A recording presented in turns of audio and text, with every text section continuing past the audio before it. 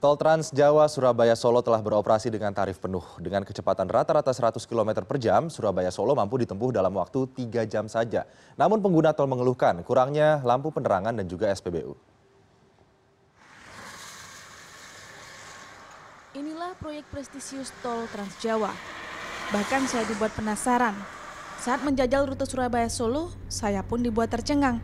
Dengan kecepatan rata-rata 100 km per jam, Surabaya Solo mampu ditempuh dalam waktu 3 jam. Sejumlah rest area telah tersedia dengan fasilitas memadai. Ada pula yang masih dalam pembangunan. Namun sayang, rest area belum dilengkapi dengan stasiun pengisian bahan bakar minyak.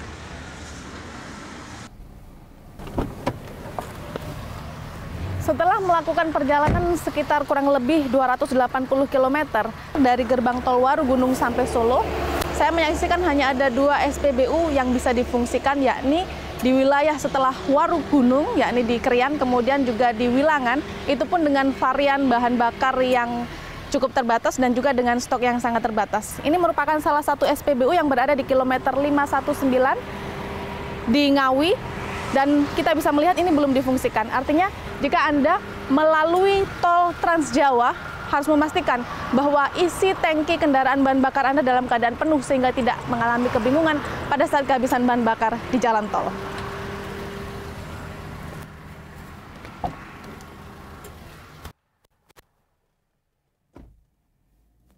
Perjalanannya bagus, senang sekali.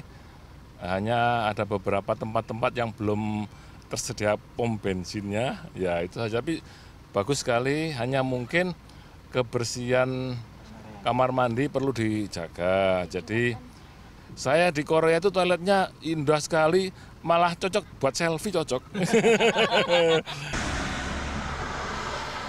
Meski jalan tampak mulus, kita patut waspada lantaran ada beberapa titik jalan yang bergelombang.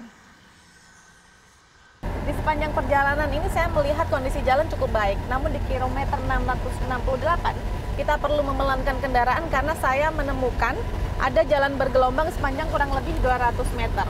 Selain itu, saat menjelang malam seperti sekarang, kita harus lebih berhati-hati karena kondisi penerangan sangat minim sekali. Nah, lebih-lebih karena kondisi jalan sepi, jangan sampai kita mengantuk saat berkendara.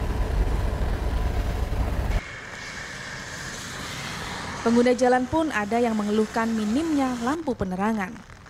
Dari tol Palikanci ke Pejagan itu jalannya masih bergelombang. Gitu. Mungkin untuk penerangan ya, penerangan tolnya itu kurang. Itu aja, penerangan jalan. Penerangan lampu jalannya itu. Yang di Palikanci sampai Pejagan sama Mojokerto itu memang kurang.